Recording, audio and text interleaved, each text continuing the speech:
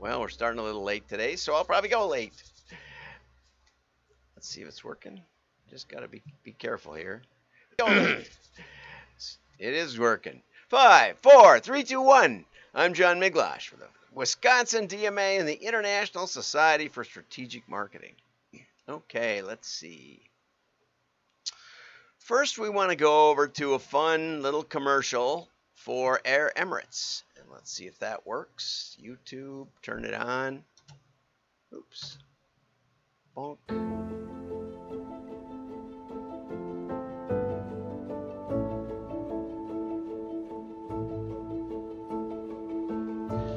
You're on top of the world, and now we're going to zoom out, fly Air Emirates, and we're going to zoom out, and she's standing on top of the world's tallest building. Now you're going to see it. Woo! That gives me the willies. That is really high up. And that's high above everything. Okay, so that's Air Emirates. Now, there's a whole lot of controversy about this commercial out on social media about whether it's actually real or not. Because, oh, by the way, we could do the whole thing with green screen, right? And it would be absolutely the same. What's the point? So they have to release a video of this woman is a stunt woman. I mean, they tried to audition people, but they couldn't get anybody brave enough or dumb enough to go up that thing. They took the elevator to the 160th floor or something, and then they had to climb for an hour just to get up to that point where they filmed the commercial. And they show the whole thing. You can. It's a long video, a couple of minutes, to show that they're really telling the truth. Now, she says at the end she's the tallest woman in the world, or something, tallest person on earth, or the highest person on earth. But actually, strictly speaking, she's only. Well, let's see. She's 800 meters. I was going to say, even in Wisconsin, I'm about 1,000 feet above sea level. So I'm only about a third as high as she is. But if you're in Colorado, then you're higher. Okay, it's no problem. So anyway, she's not the highest person in the world, but she's the highest person in Dubai, probably. So anyway, but they work so hard to tell people that yes, they really did that the hard way. They did it.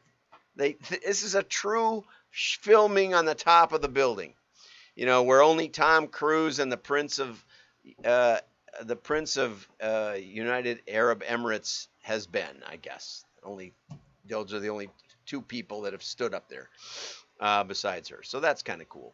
Anyway, but the point is that it's so hard to tell the truth these days because everybody thinks you're lying, even if you're not, right? And that's a real puzzle. It's a puzzle to me day by day by day. When we say, well, the truth will come out, I don't really think the truth does come out. I think there's a lot of incentive to lying. I see my little granddaughter who's just turned 2, what did they ask her the other day? Did you spill the milk or something? No, Daddy spilled. Oh no, fluff. They call a fart a fluff. Did you fluff? Daddy fluff. Right off the bat, humans, we are wired to lie. I don't think anybody trained her on that. But, that's just the way it is. That's human nature, as we've been talking about. So let's dig into some of the other issues that we want to cover here. Let's see. How do we run this sucker? Okay, 71% of young marketing entrants believe they missed out on essential training. And what they don't realize is the essential training they've missed is direct marketing. They say there's got to be a way to test. There's got to be a way to know for sure. No, there isn't. We use AI and attribution. We let the computers decide who wins and loses in marketing. So sad. So sad. I'm just trying to figure out where the heck I'm supposed to click here. Okay. Now, I was going to use this cartoon. I wrote to Scott Adams about Elon Musk's tiny house, modular tiny house, and he hadn't seen it yet, so that was kind of cool. So he wrote back and said that, and then I told him I liked this cartoon, and he said, and And he said thanks or something. We wrote back and forth a couple of times. It was kind of nice. So let me read it to you because I don't think I can use it on the air, but I can use it if I don't use it on the air, right? So I'm not using it on the air, but you saw a little ghosting of it. I had to fuzz it all out to make sure I don't want to get anybody in trouble. I don't even think Scott can give permission. I've asked him a couple of times about using Dilbert cartoons, and he says, write to my syndicator. Okay, well, they didn't write me back at the time, and I don't have time to do that. Anyway, so Catbert says we're monitoring all internal messages and learned that the employees know we are watching them. And that means everything they say from now on, from this point on, could be misdirection. And then the boss says they learned to lie. They're turning our weapons against us. I just think that's so funny. Yeah, that's right. I mean, if you're going to spy, then I'm going to lie. That's just the way it is, you know. And the funny part is that, oh, surprise, surprise, people don't actually give the right answers on survey data, right? Surprise, survey data. Survey respondents don't always tell the truth. So your market is lying to you. Now, this is sometimes you get the wrong answers. We've talked a lot about that, about my adventure with Amazon where they asked me what kind of books I liked. Now they know what kind of books I order, right? But they probably didn't have enough categorization and they thought they'd ask. And the North American Fishing Club thought they could guess what kind of fish I fished for, and I suggested that they ask. So sometimes the survey thing works, sometimes it's not a fit. That's again why you want to use somebody who's made a few mistakes or watched clients make mistakes. But routinely I'll say I have 100 employees in my clients, right? I mail 17 million a year in my clients. One time people said, well, how many pieces of mail do your clients mail? This was just a couple of years ago. And I said, like 180 billion a year. What? Yeah, the U.S. Postal Service is my client. It has been off and on quite a bit over the years. And so when you ask me no questions, I'll tell you no lies. Okay, so what have we got? We got to boil down to advertisers lie and customers lie. And you're going to figure this all out, right? Oh, and I just wanted to note sales dip at Wayfair. And I think of Wayfair as a cataloger, but I'm not sure they do catalogs anymore. So I actually reached out to Matthew at Wayfair. I won't say his last name. And he's seems like a really smart guy, and I'm gonna show him my new invention in conjunction with the guys down in Phoenix that are always saying hi and did again today. Hi, Keith. Now I mentioned you on today's show. Keith and Paul the printer. That's what I tell my wife. His name is Paul the printer. So we're working on a new patent, and we're working on a new way to actually deliver what direct marketing has promised since the 70s. So if you want to hear about marketing lies, if you're new to marketing, you might want to get my book, Spinning Straw into Gold. It has a picture of Rumpelstiltskin on there because the story of Rumpelstiltskin is founded on some very, very big lies, right? And I concluded after about 20 years in direct marketing that we were telling big lies. One was we know all about you, and number two was we can guess what you're going to do. Both completely baloney. So, all that aside, let's go over to Disney as a follow-up on Ritzen's article. Disney beats expectations and hits 116 million subscribers in Q3. Why? Well, it's because they released Black Widow on streaming. You could sign up for Disney and get Black Widow right in your own home, just as soon as in the theaters. And if you didn't feel like going to the theater, direct to consumer. The theaters, they're in a tough spot because they're shut down by the government, and now they're bypassed by the movie producers. So, but Ritson, a great article. I encourage you to go back to Monday or Tuesday's show where where Ritson talks about proximity, I think it was. And he talked about how marketers need to get close to the consumer, and the best way to do it is to try to sell to the consumer directly. So now let's go over to selling directly to the consumer. 5 benefits of selling direct to consumer, DTC or D2C. I think they're synonymous. Synonymous acronyms. Okay, Simba. Oh, what a cool name. Okay, in the past few years, there's been a significant shift in the world of retail. And part of it is that the retailers were shut down. I mean, the manufacturers had a great excuse to start selling off their website, right? They put up Shopify or something, and all of a sudden they can sell it on their website. The big hindrance, as I've said before, having worked with Mercury Outboard directly, indirectly with John Deere, directly with Chicago Cutlery, which is owned by General Housewares. When a manufacturer 20 years ago wanted to go direct to the consumer, the retailers would drop their products or threaten to. Now, Sears figured it out by paying their retailers, their stores, 10% of the sales of the catalog in their vicinity. So the catalog paid a royalty to the stores.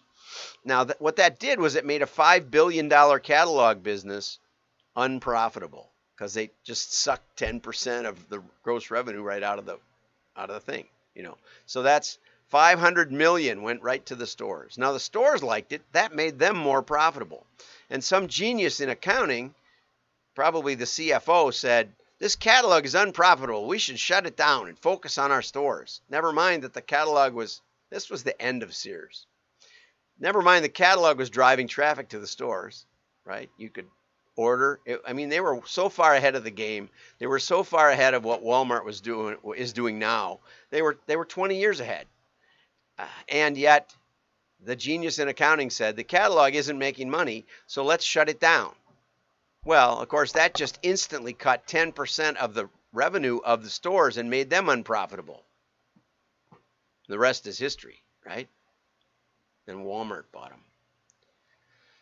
Oh my gracious sakes, right? But watch out for the way you do accounting. It can ruin a business if you haven't got the insight. One day they fired 800 people in the catalog, and then they tried to resurrect it, sort of, but they'd made such a big deal out of shutting it down. Anyway, so the problem always was that retail was threatened by direct to consumer. Just like in business to business, if you do a catalog and you've got a sales force, they're threatened by direct to consumer. But there are solutions, like Sears had up until that point. What they should have done is they should have said, well, let's scale it back a little and make sure we're profitable in spite of sending 10% to the stores. They should have taken a $5 billion company and said, because what happens is your profits go up steeply on your best customers with modeling they do, and then they taper off and there's a long plateau, and then there's a sort of a plunge at where you're mailing really, really unprofitable names. If you just cut off that plunge, which would be like 20%, you probably only impact sales 5%. So that means the sales would go down from 5 billion to 475, and maybe you could, do things to improve that too. But 475, so the stores basically lose nothing, and all of a sudden your marketing costs get back in line, and everything's happy. But instead they cut the whole thing and killed a big retailer.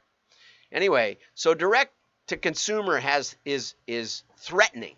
When Nike says we're going direct to consumers, Kohl's says we don't like that, right? We want them to come into the store. Kohl's selling Nike, but Kohl's is still selling Nike as far as I can tell. Last time I was in there, I think they were.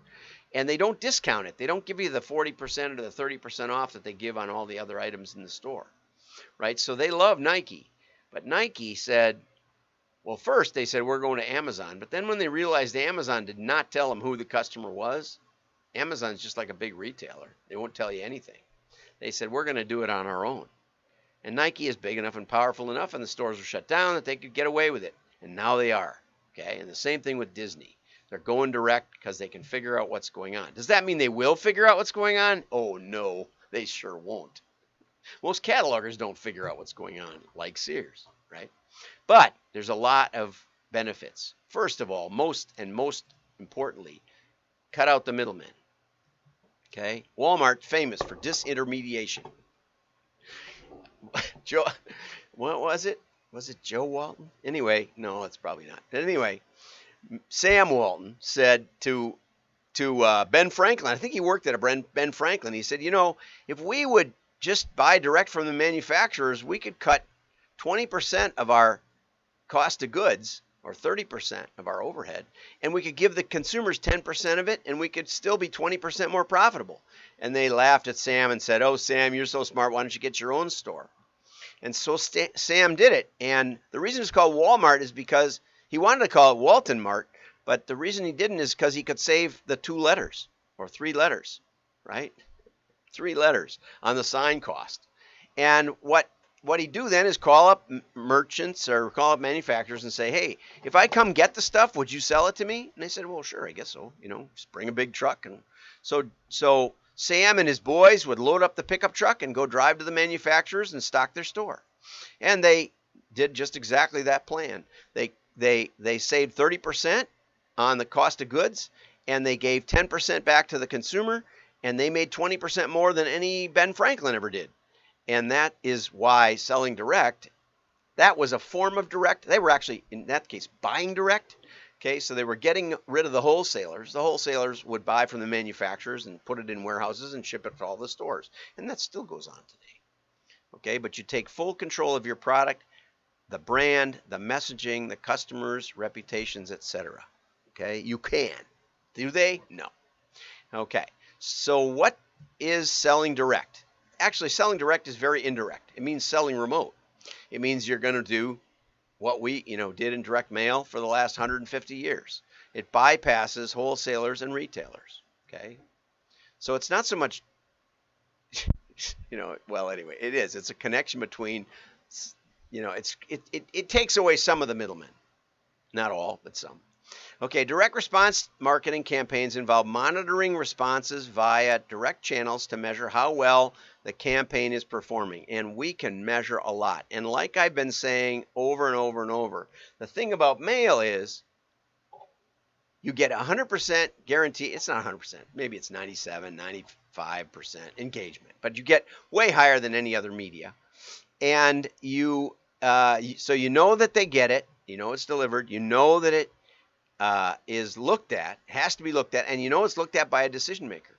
So what we have in direct mail is we have a decision maker looking at it and not buying, and a decision maker looking at it and buying. One of those two groups.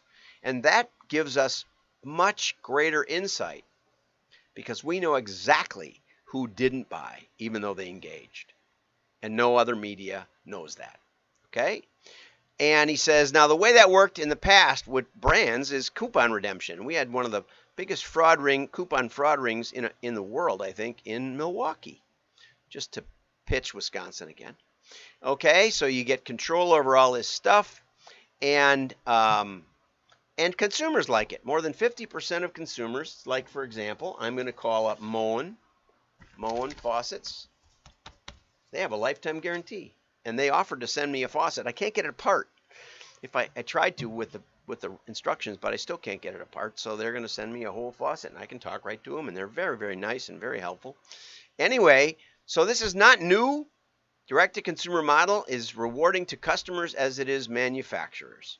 Okay, you get a higher customer lifetime value, partly because the repeat orders come to you, right?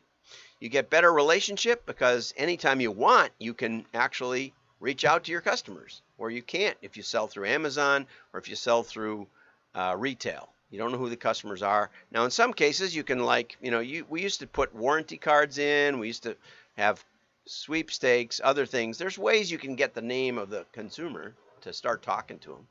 But anyway, this way you know for sure. You know a lot of things for sure.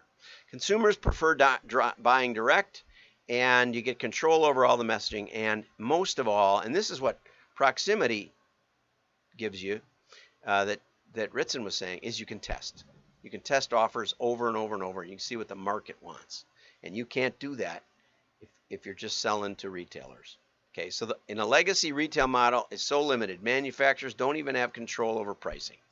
So true, right? And now that's what Disney's got, and they're going crazy.